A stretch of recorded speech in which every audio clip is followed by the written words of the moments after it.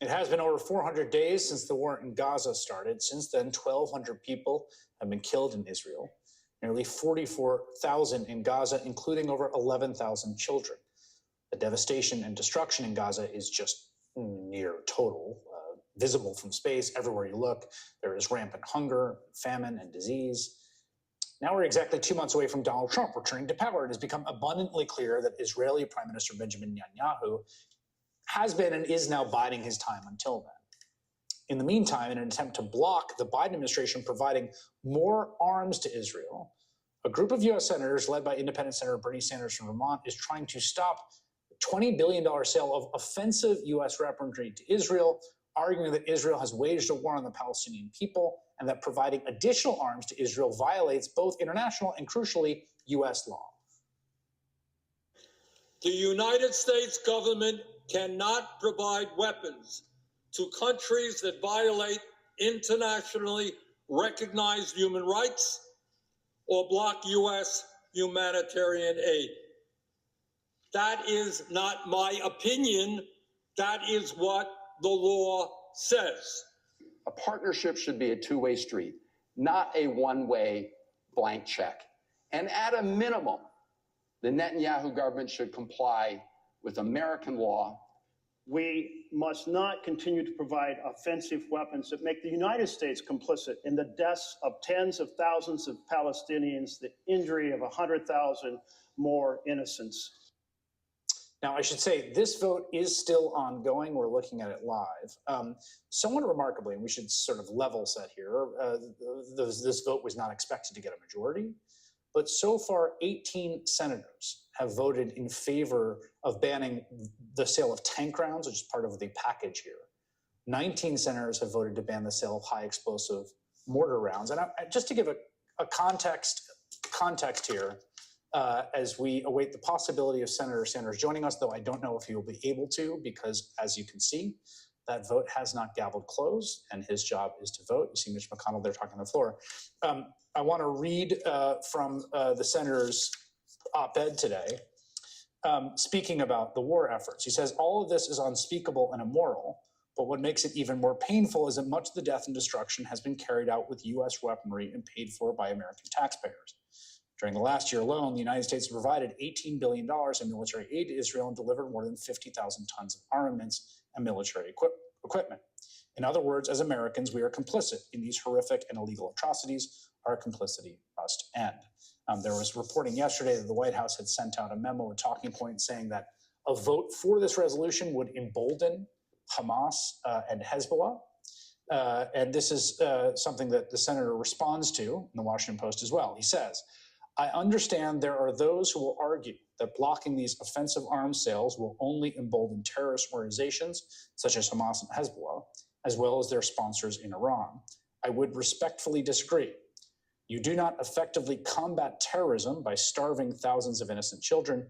You do not effectively combat terrorism by bombing schools and hospitals.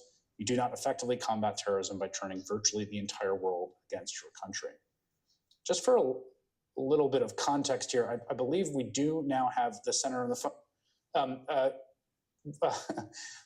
Just for a little bit of context here, just to give people a sense of the scale of destruction that we've seen in Gaza over the past year, and it can be very difficult to communicate. It's something we've wrestled with. I want to just give a sense of children who die in conflict. Obviously, children are definitionally should be non-combatants and should not be targeted in war. In terms of the average number of children casualties, in the Ukraine war, for instance, we have a graphic that shows this. In the case of the war in Ukraine, Russian attacks there. Russian attacks in Ukraine. You see that 500 children have died per year in that war. During the Syrian war, which was one of the bloodiest and most catastrophic wars in recent memory, Bashar al-Assad, there were 4,700 deaths a year. And in Gaza, we have seen an unprecedented 11,000 deaths of children a year. Vermont Senator Bernie Sanders now joins me by phone. Senator, thanks for joining us in the middle of this vote. What's your reaction to how the vote is going? Well, given the kind of opposition we faced from the Democratic leadership, Senator Schumer, from the White House, from AIPAC.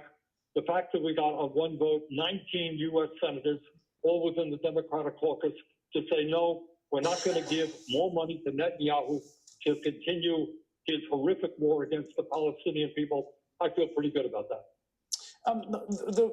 How active were whipping activities by the White House, which put out a statement saying this is a bad idea, opposing it, saying that it would essentially benefit groups like Hamas and Hezbollah? Well, I don't know exactly because they didn't quite call me up, but I can tell you that Senator Schumer was very active in AIPAC, which put $100 million into the last campaign, including defeating Democrats in primaries. They were very active as well. I can't help but notice, as is often the case on votes like this, that while you did get 18 colleagues in the Democratic caucus, not a single Republican has voted for this, and I can't imagine a single Republican will. What do you think that augurs for what the posture of the incoming administration and Congress will be? Well, I think the Republicans are making the bet that they will win Jewish support in this country. I'm not so sure they're right. According to a poll from J Street, 62% of the Jewish people that they polled oppose giving more money to Netanyahu unless he agrees to an immediate ceasefire.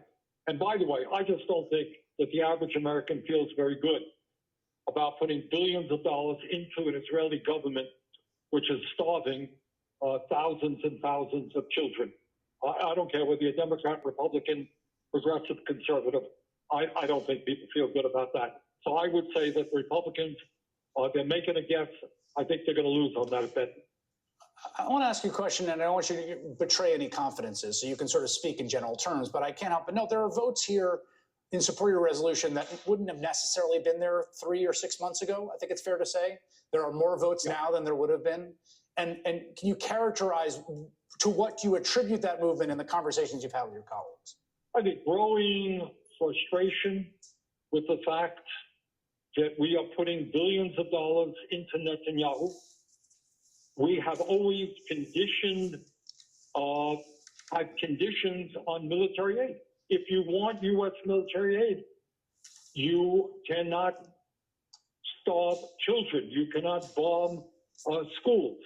And I think the American people and members of the Democratic caucus are seeing Netanyahu take the money and reject every proposal coming from the Biden administration.